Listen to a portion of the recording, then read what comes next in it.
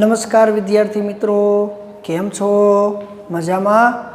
હું Hiren Bhadja, 12th science ભૌતિક વિજ્ઞાન પ્રકરણ નંબર 12 પરમાણુઓ એટલે કે એટમ્સ.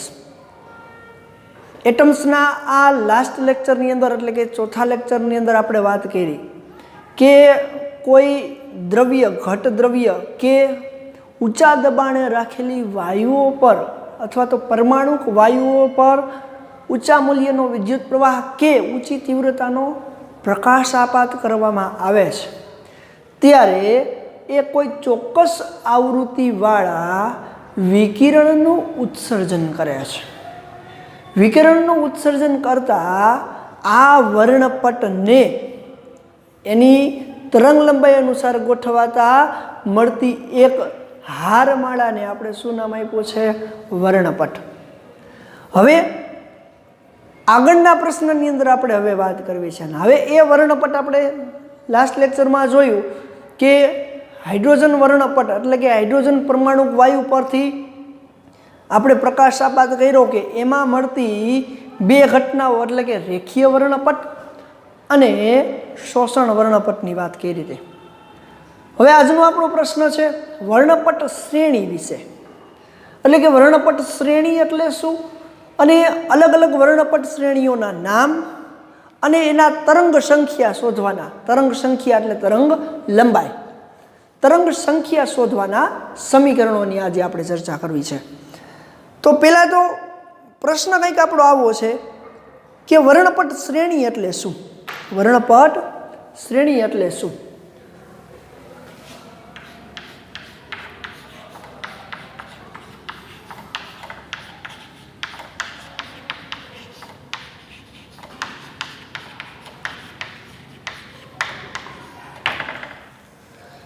વર્ણપટ એટલે શું આપણે ભણી ગયા કે કોઈ વાયુ, પરમાણુક વાયુ કે દ્રવ્ય પર ચોક્કસ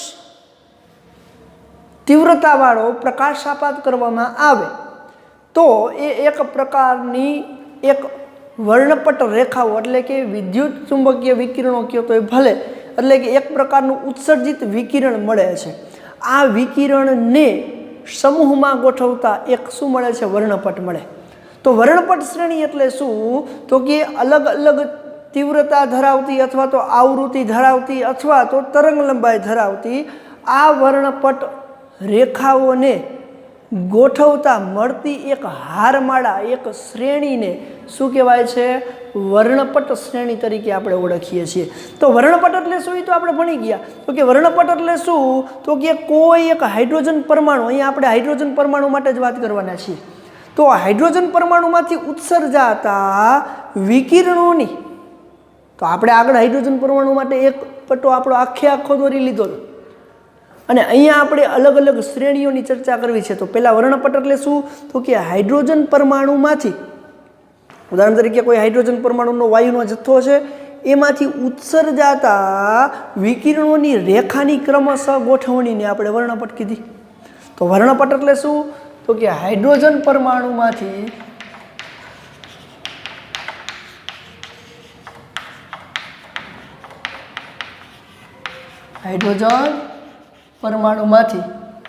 ઉત્સર્જાતા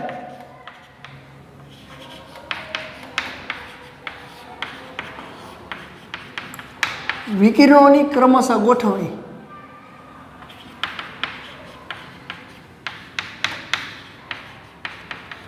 ગોઠવણી અથવા હારમાળાને શું કહેવાય? ગોઠવણીને વર્ણપટ કીધું હતું. એટલે કે વર્ણપટ કહે છે. તો હવે વાત કરવી છે વર્ણપટ શ્રેણી એટલે શું. ચાલો આપણે અહીંયા યાદ કરજો, લાસ્ટ લેક્ચરમાં વર્ણપટ આખો હાઇડ્રોજન પરમાણુ માટે દોર્યો હતો. એમાં મેં અહીંયા લાઇમન, બામર, પાસ્ટન એવી શ્રેણીઓ લખી હતી. હવે એ શ્રેણીની વાત કરવાની છે. તો કે પરમાણુના વર્ણપટમાં સૌથી ન્યૂનતમથી લઈ અને મહત્તમ શ્રેણી એટલે કે ન્યૂનતમથી લઈ અને મહત્તમ સુધી જેટલી પણ આવૃત્તિ અથવા તો તરંગ લંબાઈ ધરાવતા આ વર્ણપટને આપણે દર્શાવવાના છીએ. તો હવે આપણે વર્ણપટ શ્રેણીની વાત કરવી છે. તો કે પરમાણુના વર્ણપટમાં મળતી રેખાઓને, વર્ણપટમાં મળતી રેખાઓને क्रमश एनी आवृत्ति अथवा तरंग लंबाई अनुसार श्रेणी में एनी आवृत्ति अने तरंग लंबाई अनुसार श्रेणी में चौक्कस समूह बनावी अने दर्शाववामां आवे तो एने शुं कहेवाय? वर्णपट श्रेणी। तो वर्णपट श्रेणी एटले शुं? तो कि वर्णपट रेखाओमां अथवा तो उत्सर्जित विकिरणनी वर्णपट एटले के वर्णपट रेखाओने तेनी आवृत्ति अनुसार आवृत्ति अथवा तरंग लंबाई अनुसार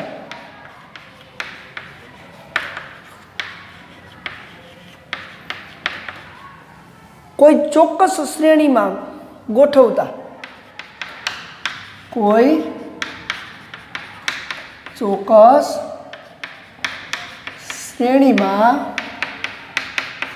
गोठवता मळती श्रेणी ने गोठवता मळती श्रेणी ने शुं कहेवाय? वर्णपट श्रेणी कहे छे।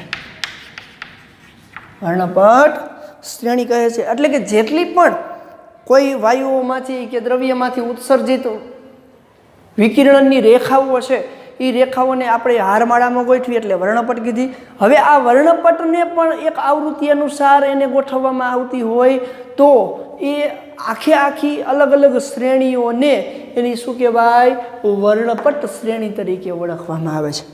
તો વર્ણપટ શ્રેણીની શોધ સૌપ્રથમ એક શાળાના શિક્ષક જેકોબ બામર નામના વૈજ્ઞાનિકે કરી। તો કે 1885 ની અંદર ईस्वीसन 1885 में 1885 में जेकोब बामर नामना वैज्ञानिके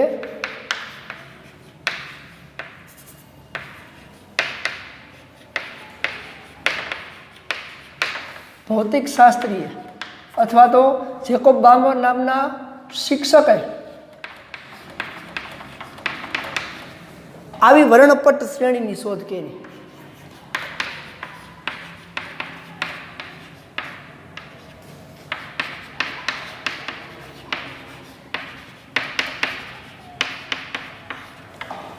तो सौ प्रथम एने आवी वर्णपट श्रेणीओ जोई अने आवी वर्णपट श्रेणीओनी तरंग संख्या शोधवानुं सूत्र पण एने आप्युं। तो आवी तरंग संख्या शोधवानुं सूत्र तो एना नाम उपरथी ज एनी श्रेणीनुं नाम आपवामां आव्युं छे। तो आथी आ श्रेणीने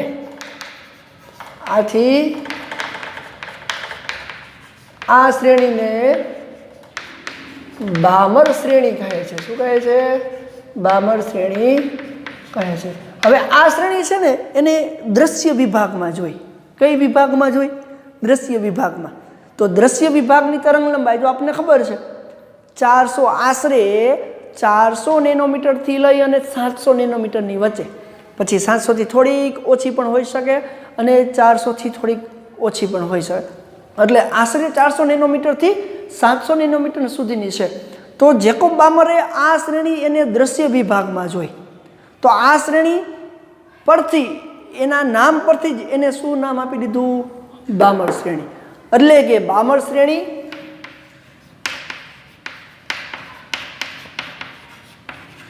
ए दृश्य विभाग में अवलोकित थाय छे। क्या? दृश्य विभाग में। एटले के दृश्य विभागनी तरंग लंबाई सुधीनी तरंग लंबाईओ सुधी आ बामर श्रेणीने आपणे जोई शकीए छीए। तो बामर श्रेणी तो कि बामर नामना आ वैज्ञानिके आ श्रेणी तरंग संख्या शोधवानुं सूत्र पण आप्युं। तो बामर श्रेणी तरंग संख्या शोधवानुं सूत्र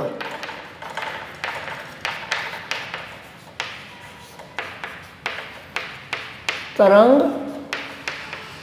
संख्या शोधवानुं सूत्र। तो बामर श्रेणी तरंग संख्या शोधवानुं सूत्रनी साबिती आपणे लेवानी नथी, आगळ जता आवशे।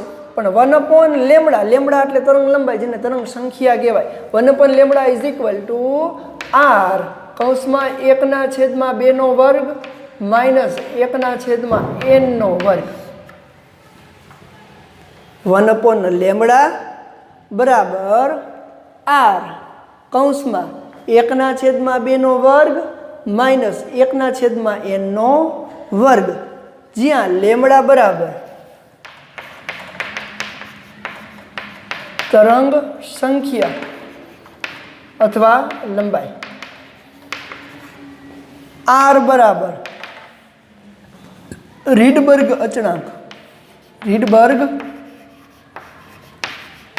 અચળાંક, આ Rydberg અચળાંકની value 1.097 into 10⁷ metre inverse છે.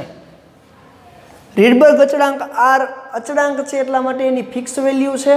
દાખલાની અંદર આઈપી ન હોય તો તમારે યાદ રાખવી પડે, એમસીક્યુની અંદર પણ ન આઈપી હોય તો તમારે યાદ રાખવી પડે. એટલે કે રીડબર્ગ અચળાંક આર ની વેલ્યુ 1.097 ઇન્ટુ 10⁷ મીટર ઇનવર્સ જેટલી છે, એટલે 1.097 × 10⁷ મીટર ઇનવર્સ.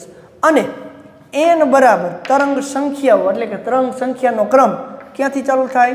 અહીંયા 2 છે તો 3 થી 3, 4, 5 અપ ટુ ક્રમ આપી શકાય.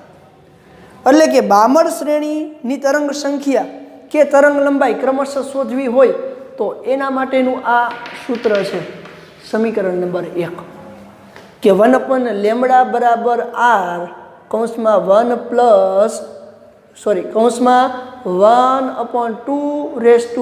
એટલે કે 2 નો વર્ગ માઇનસ 1/n નો વર્ગ. હવે આના ઉપરથી હાઇડ્રોજન પરમાણુ માટે બામરે એની અલગ અલગ કક્ષાની તરંગ લંબાઈઓ શોધી, તો એ તરંગ લંબાઈ આ સૂત્ર ઉપરથી શોધી શકાય છે. તો ચાલો સમીકરણ 1 ની અંદર પહેલા હાઇડ્રોજન પરમાણુની H આલ્ફા એટલે કે પહેલી કક્ષાની તરંગ લંબાઈ આપણે શોધવી છે. તો જુઓ જોઈએ, હાલો H આલ્ફાની તરંગ લંબાઈ, તો H આલ્ફાની તરંગ લંબાઈ શોધવી હોય તો અહીંયા પહેલી જ થાય, n બરાબર 3 મૂકો તો 1/λ આલ્ફા, H આલ્ફાની તરંગ લંબાઈ 1/λ alpha is equal to R ની જગ્યાએ 1.097 ઇન્ટુ કૌંસની અંદર 1/2 નો વર્ગ એટલે 4 માઇનસ 3 મૂકવાના છે, 3 નો વર્ગ એટલે 9, એટલે કે H આલ્ફાની તરંગ લંબાઈ માટે n બરાબર 3 લેતા હાલો સોલ્યુશન આનું કરવું છે. 1/λ આલ્ફા ઇઝ ઇક્વલ ટુ 1.097 10⁷ રહી ગયો છે ગુણ્યા 10⁷ ગુણ્યા 9, 4, 9 - 4 એટલે 5/9 ચોક 36. ચાલો આનું આપણે સોલ્યુશન કરવું છે અને હું આને લેમડા આલ્ફા બરાબર કહી દઉં તો ઉલટાવી નાખું તો શું થશે? 36 ભાગ્યા 1.097 ઇન્ટુ 10⁷ ઇન્ટુ 5. તો ચાલો કેલ્ક્યુલેટરની અંદર આની ગણતરી કરું તો શું થશે? 36 ભાગ્યા 5 ભાગ્યા 1.097 બરાબર. તો જો આપને આવું કંઈક મળે છે 6.56 ગુણ્યા 10⁻7 ઉપર જાય એટલે -7 થઈ જશે મીટર. તો તમે જોવો જોઈએ આ મીટરની અંદર જ મળે. હાલો 10⁻7 2 પોઈન્ટ આમ લઈ જાવ તો 10⁻9 થઈ જશે. તો શું થશે? લેમડા આલ્ફા બરાબર 1 ને 2 પોઈન્ટ અહીંયા 656.3 ગુણ્યા 10⁻9 મીટર, એટલે કે લેમડા આલ્ફા બરાબર 606.3 નેનોમીટર. હાલો H આલ્ફાના ક્રમની તરંગ લંબાઈ મળી ગઈ. તો H આલ્ફાના ક્રમની તરંગ લંબાઈ લેમડા આલ્ફા બરાબર કેટલી? તો હું અહીંયા લખી રાખું છું H આલ્ફાની તરંગ લંબાઈ એટલે કે પહેલી તરંગ લંબાઈ જણી H આલ્ફા કેટલી મળી? 656.3 નેનોમીટર. હાલો બીજા ક્રમની જોતી હોય તો પાછી બીજા ક્રમ માટે n બરાબર 4 મૂકો. ચાલો n બરાબર 4 મૂકશો એટલે H બીટા મળશે.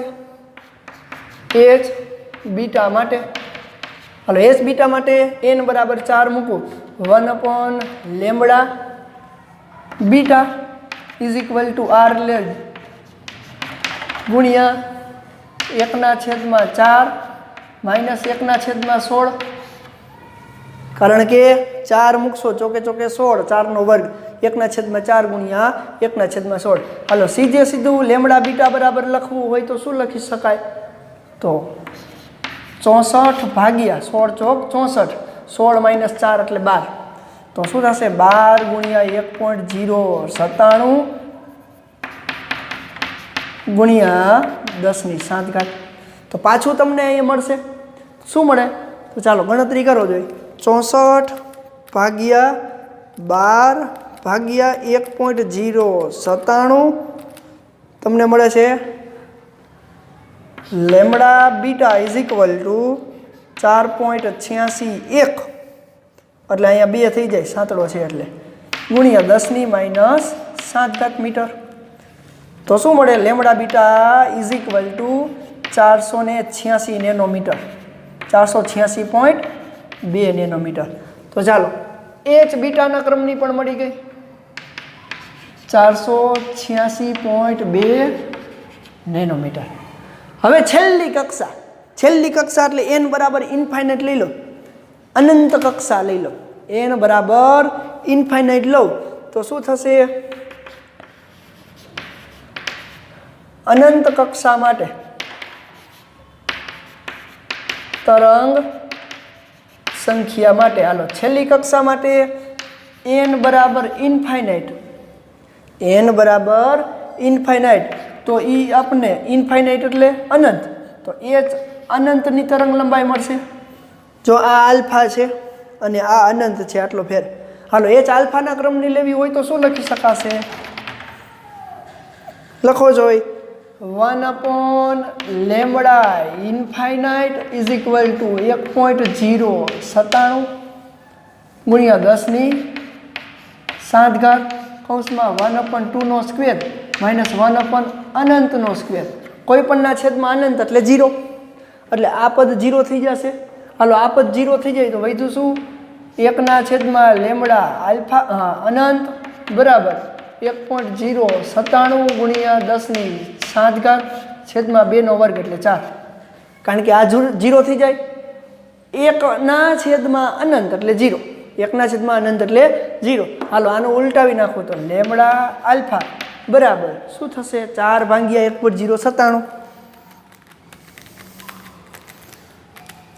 એટલે કે 3.646 ગુણ્યા 10⁻7 મીટર. માટે લેમડા અનંત ઇન્ફાઇનાઇટ છેલ્લી કક્ષા માટેની તરંગ લંબાઈ 364.6 નેનોમીટર. તો આ એની બામર શ્રેણીની ન્યૂનતમ તરંગ લંબાઈ લેમડા ઇન્ફાઇનાઇટ, અને શું કહેવાય? બામર શ્રેણીની ન્યૂનતમ તરંગ લંબાઈ અથવા તરંગ સંખ્યા. તો MCQ ની અંદર તમને પૂછાય કે બામર શ્રેણીની ન્યૂનતમ તરંગ લંબાઈ નીચેનામાંથી કઈ છે? તો નેનોમીટરની અંદર આપી હોય 364.6 નેનોમીટર.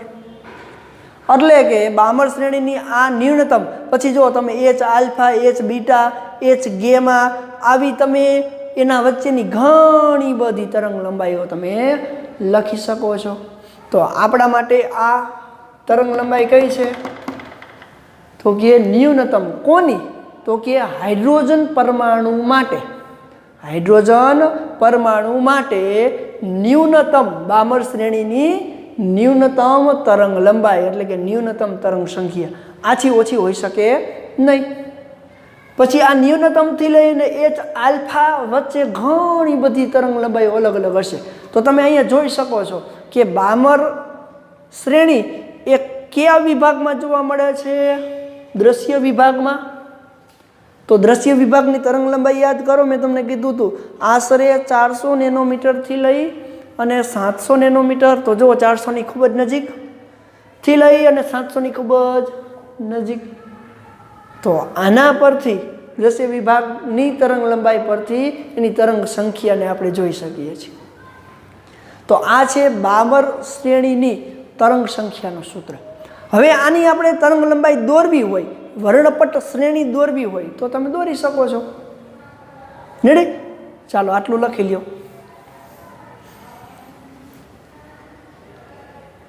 સ્ક્રીનશોટ લેવો હોય તો લઈ લેજો, જેથી લખવામાં સરળ પડે.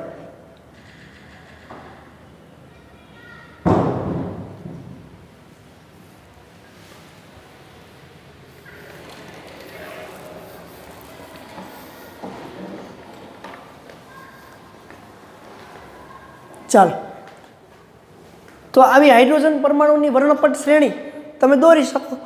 ચાલો જોઈએ કેવી રીતે દોરી શકાય.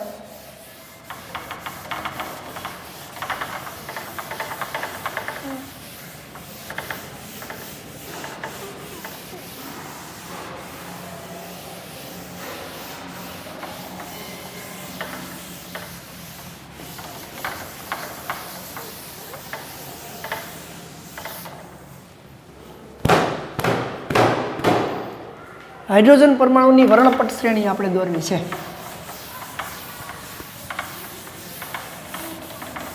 અને એ બામર શ્રેણી માટે દોરવી છે. તો હાઇડ્રોજન પરમાણુની વર્ણપટ શ્રેણી શું થશે જોવો જોઈએ. વર્ણપટ શ્રેણી આપણે દોરતા શીખડાવી છે. વર્ણપટ શ્રેણી દોરવા માટે આ રીતે આપણે એની લાઈનમાં દોરી રાખીએ. હાલો, વર્ણપટ શ્રેણીની અંદર સૌથી મહત્તમ તરંગ લંબાઈ 656.3 નેનોમીટર.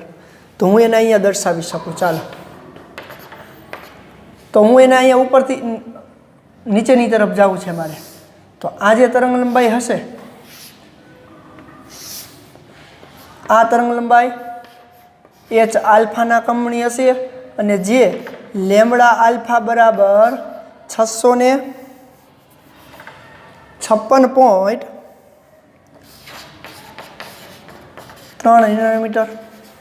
હવે તમે જુઓ, પહેલી તરંગ લંબાઈ h આલ્ફા અને બીજા વચ્ચે 200 નેનોમીટર, આશરે 200 નેનોમીટરનો તફાવત છે. તો એને તમે થોડાક ઉપર જઈને આમ દર્શાવી શકો.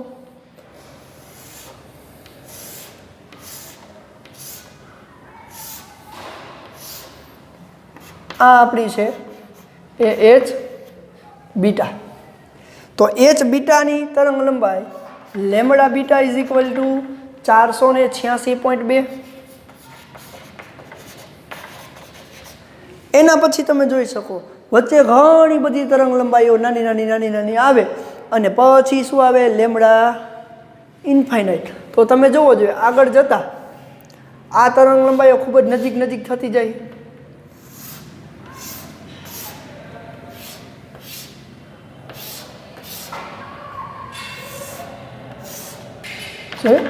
આ તરંગ લંબાઈઓ ખૂબ જ નજીક નજીક થતી જાય, અને એમાંની આ છેલ્લી તરંગ લંબાઈની વાત કરું તો એની વચ્ચે ઘણી બધી તરંગ લંબાઈઓ આવી ગઈ. એટલે કે n બરાબર 4 થી લઈ અને n બરાબર અનંત સુધીની કોઈ પણ સંખ્યા તમે મૂકશો તો અસંખ્ય તરંગ લંબાઈ તમને અહીંયા મળશે. તો આ આપણી h ઇન્ફાઇનાઇટ, હાઇડ્રોજન પરમાણુ માટે h ઇન્ફાઇનાઇટ, અને એ lambda infinite is equal to કેટલી મળી? 364.6 નેનોમીટર. તો આ વર્ણપટ ઉપરથી તમે શું નક્કી કરી શકો? તારણ શું કાઢી શકો? કયો જોઈએ. તો કે તારણ એ નીકળે કે આપેલા હાઇડ્રોજન વર્ણપટની અંદર અનંત લંબાઈ એટલે કે ન્યૂનતમ તરંગ લંબાઈથી ખૂબ જ નીચે તમે આવો એમ તરંગ સંખ્યાઓ કેવી હોય? તરંગ લંબાઈઓ, તરંગ વર્ણપટ, રેખીય વર્ણપટ કેવો થતો જાય? ખૂબ જ સાંકડો બનતો જાય છે. ખૂબ જ સાંકડો બનતો જવો એટલે તરંગ સંખ્યાઓ ખૂબ જ નજીક નજીક નજીક નજીક ગોઠવાયેલી હોય એવું લાગે છે. તો આ આપણને બામર શ્રેણીની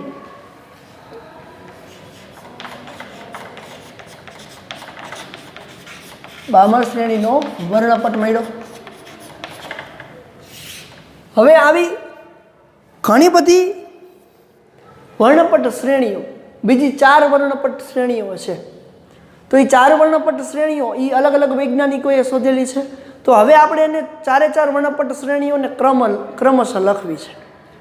તો આ હતી આપણી બામર શ્રેણીનો વર્ણપટ. તો આપણો પ્રશ્ન શું હતો કે હાઇડ્રોજન પરમાણુમાંથી ઉત્સર્જન વિકિરણ માટે વર્ણપટ શ્રેણી એટલે શું અને વર્ણપટ શ્રેણીની શોધ કોને કરી? એમાંથી આ બામર શ્રેણીની વાત કરી અને બામર શ્રેણીની અંદર કેવી રીતે તરંગ સંખ્યા શોધી શકાય અને એની તરંગ સંખ્યા માટેનું આ એક નિરૂપણ છે જેને આપણે વર્ણપટ શ્રેણી શરૂ કરી લીધી છે. હવે આપણે વાત કરવી છે કે અલગ અલગ વૈજ્ઞાનિકોએ અલગ અલગ વર્ણપટ શ્રેણીઓની શોધ કરી છે. એમાં સૌ પ્રથમ આને શોધ કરી, પણ આ વર્ણપટ શ્રેણી છે 2 નંબરની, બીજા નંબરની. તો પ્રથમ શ્રેણી, તો પહેલી શ્રેણી છે એ લાયમન છે. તો કે લાયમન નામના વૈજ્ઞાનિકે શોધી છે, એટલે પ્રથમ શ્રેણી છે એ લાયમન છે.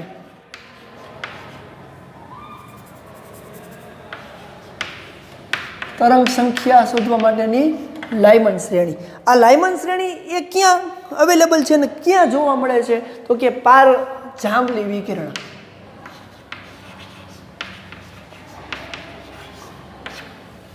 પાર જાંબલી રેડી, પાર જાંબલી વિકિરણની અંદર લાયમન શ્રેણી જોવા મળે. લાયમન શ્રેણી એ લાયમન નામના વૈજ્ઞાનિકે શોધી, એટલા માટે એના નામના ઉપરથી લાયમન શ્રેણી તરીકે આપણે ઓળખીએ છીએ. લાયમન શ્રેણી એ ક્યાં જોવા મળે? તો કે પાર જાંબલી વિકિરણની અંદર જોવા મળે. તો પાર જાંબલી વિકિરણની અંદર આ લાયમન શ્રેણી જોવા મળે, એટલા માટે એ લાયમન શ્રેણીને આપણે દર્શાવી હોય તરંગ સંખ્યાનું સૂત્ર 1/λ=r. બધા સૂત્ર સમાન જ છે, પણ ફેર શું જોજો, અહીંયા 1² - 1/n². પહેલી શ્રેણી છે તો 1 થી ચાલુ થાય, પ્રથમ શ્રેણી છે જ્યાં n = 2, 3, 4 અપ ટુ.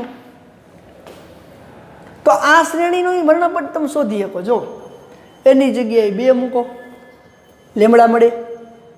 તો લાયમન શ્રેણી માટે H-α મળે.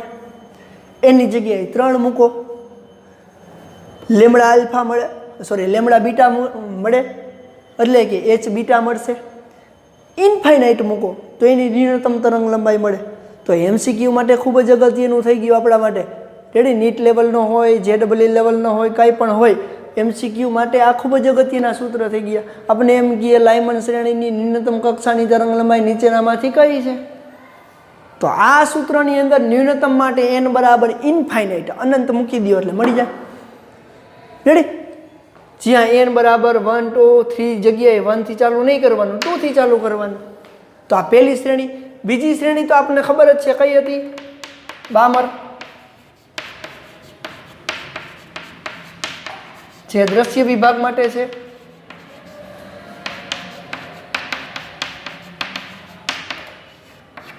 હાલો, એનું સૂત્ર તો આપણે લખ્યું હતું 1/λ = r કૌંસમાં 1/2² - 1/n², જ્યાં n = 3, 4, 5 અપ ટુ. ચાલો, લાયમન પછી બામર, બામર પછી પાશ્ચન, ત્રીજી શ્રેણી પાશ્ચન નામના વૈજ્ઞાનિકે શોધી. આ શ્રેણી છે એ ન્યૂનતમ પારરક્ત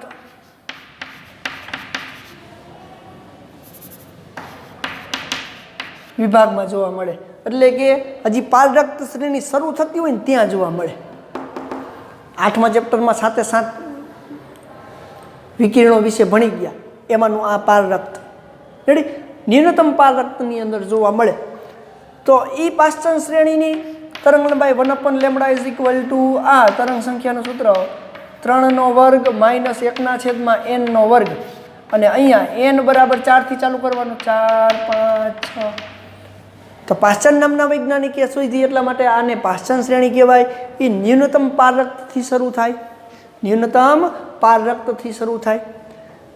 1/λ = r 1/3² - 1/n². આ ત્રીજી છે એટલા માટે 3. તો લાયમન, બામર, પાશ્ચન. એના પછી બ્રેકેટ નામના વૈજ્ઞાનિકે શોધ કરી, એટલે ચોથી શ્રેણી બ્રેકેટ શ્રેણી. એ પણ પારરક્ત વિભાગમાં જ જોવા મળે છે, પરંતુ આ ન્યૂનતમ નીચી કક્ષામાં છે, આ મધ્યમમાં છે. કઈ કક્ષામાં છે? મધ્યમ, એટલે વચ્ચે પારરક્ત જેટલી વિકિરણો છે અહીંયા જોવા મળે. તો બ્રેકેટ શ્રેણીની તરંગ લંબાઈ સંખ્યા અથવા તરંગ સંખ્યાનું સૂત્ર 1/λ = r કૌંસની અંદર 1/4 વર્ગ માઇનસ 1/n વર્ગ, જ્યાં n બરાબર 5 થી ચાલુ થાય 5, 6, 7 અપ ટુ. તો આ શ્રેણી છે એ બ્રેકેટ શ્રેણી છે. આ ક્રમમાં બધી યાદ રાખજો. હવે આની તમારે ન્યૂનતમ તરંગ લંબાઈ જોતી હોય તો ઇન્ફાઇનાઇટ મૂકી દો. અહીંયા ન્યૂનતમ જોતી હોય તો ઇન્ફાઇનાઇટ, મહત્તમ જોતી હોય તો 4 મૂકો, મહત્તમ જોતી હોય તો n બરાબર 5 મૂકો. અને છેલ્લી અહીંયા લખું છું 5મી, લાયમન પહેલી, બામર, પાસચન, બ્રેકેટ અને ફંડ. ફંડ નામના વૈજ્ઞાનિકે શોધી છે ફંડ શ્રેણી. એ પણ પારરક્તની અંદર જ જોવા મળે છે અને એ છેલ્લા તબક્કામાં હોય. રેડી? એટલે કે છેલ્લી મહત્તમ તરંગ લંબાઈ હોય ત્યાં જોવા મળે છે. તો પારરક્ત તરંગ લંબાઈ જ ઉપયોગ થાય છે. એનું સૂત્ર 1/λ, તરંગ સંખ્યાનું સૂત્ર r કૌંસમાં 1/5 વર્ગ માઇનસ 1/n વર્ગ, જ્યાં n બરાબર 6, 7, 8 અપ ટુ ચાલુ થાય. એટલે કે તરંગ સંખ્યા શોધવાનું સૂત્ર 1/λ બરાબર r ઇઝ ઇક્વલ ટુ 1/5 વર્ગ માઇનસ 1/n વર્ગ, જ્યાં n બરાબર 6, 7, 8 અપ ટુ લઈ શકાય. તો અહીંયા એની મહત્તમ તરંગ લંબાઈ 6 મૂકવાથી મળે અને અંતિમ ન્યૂનતમ તરંગ લંબાઈ ઇન્ફાઇનાઇટ મૂકવાથી મળે. તો આમાંથી તો અઢળક MCQ તમને આવી શકે. આપણને એમ કહીએ કે પાસચન શ્રેણીની ચોથી તરંગ લંબાઈ, ચોથી તરંગ લંબાઈ એટલે કઈ હોય? તો કે પહેલી પાસચન શ્રેણીમાં 4 થી ચાલુ થાય તો પહેલી 4 મૂકવાથી મળે, 5 મૂકવાથી મળે 6, 7 મૂકો તો ચોથી કક્ષાની તરંગ લંબાઈ મળશે. તો આમાંથી તો તમને એમ કહીએ કે બામર શ્રેણીની દ્રશ્ય પ્રકાશની તરંગ લંબાઈની h આલ્ફા અને પાસચનની h આલ્ફા વચ્ચેની તરંગ સંખ્યાનો તફાવત. તો h આલ્ફા એટલે અહીંયા 3 મૂકવાથી h આલ્ફા મળે, અહીંયા 4 મૂકવાથી h આલ્ફા મળે. બંને જે મળે એનો તફાવત લ્યો એ. તો આવા તો અઢળક MCQ તમને હાઇડ્રોજન પરમાણુના વર્ણપટ એટલે કે તરંગ સંખ્યા શોધવાના આ 5 સમીકરણો પછી તમને મળે છે. તો આ છે હાઇડ્રોજન પરમાણુની તરંગ સંખ્યા શોધવાના એટલે કે તરંગ લંબાઈ શોધવાના 5 સૂત્રો, જેને વર્ણપટ શ્રેણીઓ કહેવાય. પહેલી શ્રેણી લાયમન, બીજી બામર, ત્રીજી પાસચન, ચોથી બ્રેકેટ અને 5મી ફંડ શ્રેણી તરીકે આપણે એને ઓળખીએ છીએ. ચાલો લખી લેજો, સ્ક્રીનશોટ પાડી લેજો.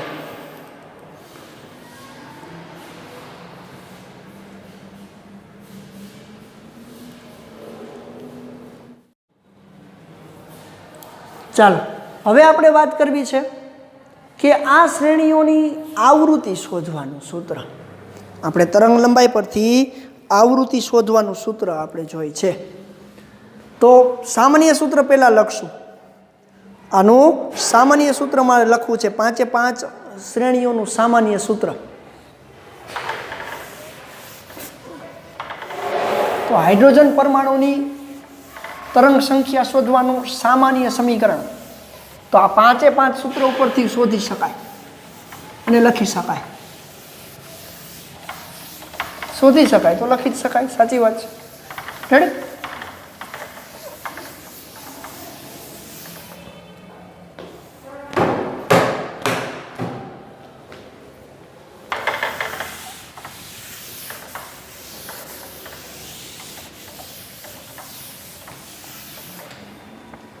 ચાલો વર્ણપટ શ્રેણીની તરંગ સંખ્યાનું સામાન્ય સૂત્ર.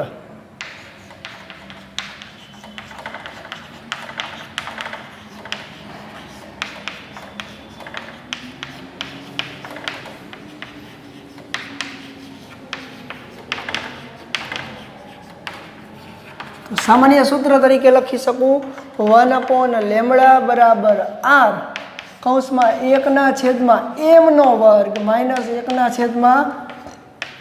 વર્ગ. જોજો m વર્ગ માઇનસ 1/n વર્ગ તો n છે એ હંમેશા m કરતાં 1 વધારે જ હોય. એટલા માટે અહીં લખી શકાય કે જ્યાં m બરાબર n-1 લેવાનો. m છે એ n કરતાં મોટો હોઈ શકે નહીં. m-1 અને આર બરાબર રીડબર્ગ અચળાંક,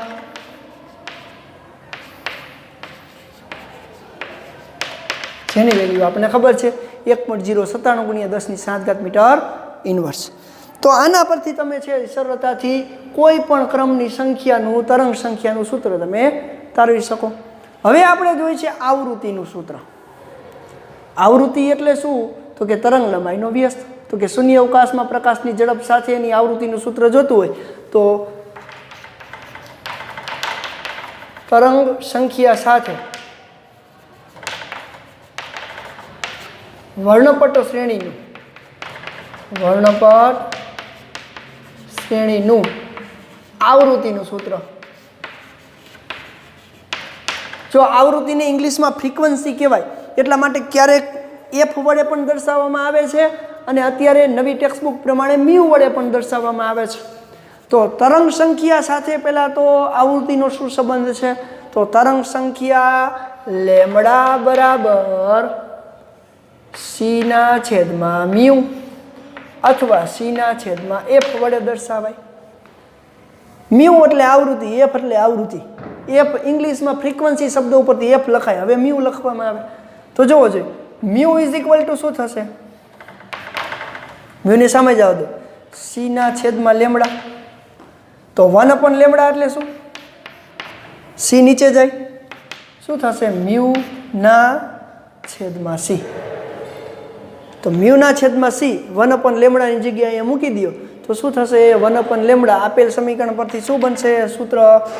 1/લેમડા પરથી μ/c is equal two r કૌંસમાં 1/m² માઇનસ 1/n². સી ને સામે જવા દઉં તો mu is equal two c into r 1/m² minus 1/n², જ્યાં c બરાબર શૂન્ય અવકાશમાં વિકિરણની ઝડપ અથવા પ્રકાશની ઝડપ, જ્યાં c બરાબર શૂન્ય અવકાશમાં વિકિરણની ઝડપ. તો જોવો જોઈએ આ જે સૂત્ર છે એની જગ્યાએ ક્યારેક એફ પણ લખ્યો હોય, f/c પણ લખ્યું હોય એવું બને. કેમ? કારણ કે એફ એટલે ફ્રીક્વન્સી, આગળ મેં કહી દીધું છે. રેડી? એટલે કે આવૃત્તિમાં c/f અથવા c/μ. રેડી? તો આ છે વર્ણપટ શ્રેણીની આવૃત્તિનું સૂત્ર.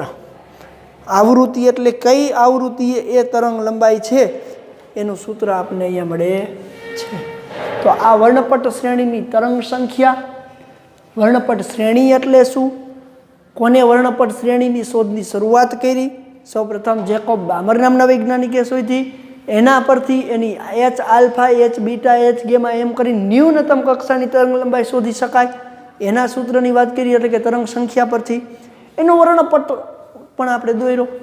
એ વર્ણપટ ઉપરથી આપણે અલગ અલગ શ્રેણીઓની પણ વાત કરી અને આ શ્રેણીઓ પરથી આપણે ઘણી બધી MCQ કે દાખલાઓને સરળતાથી સોલ્વ કરી શકશું.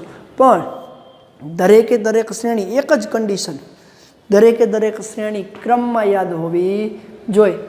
લાયમન Balmer Paschen Brackett Pfund, Lyman Balmer Paschen Brackett Pfund, Lyman Balmer Paschen Brackett fund.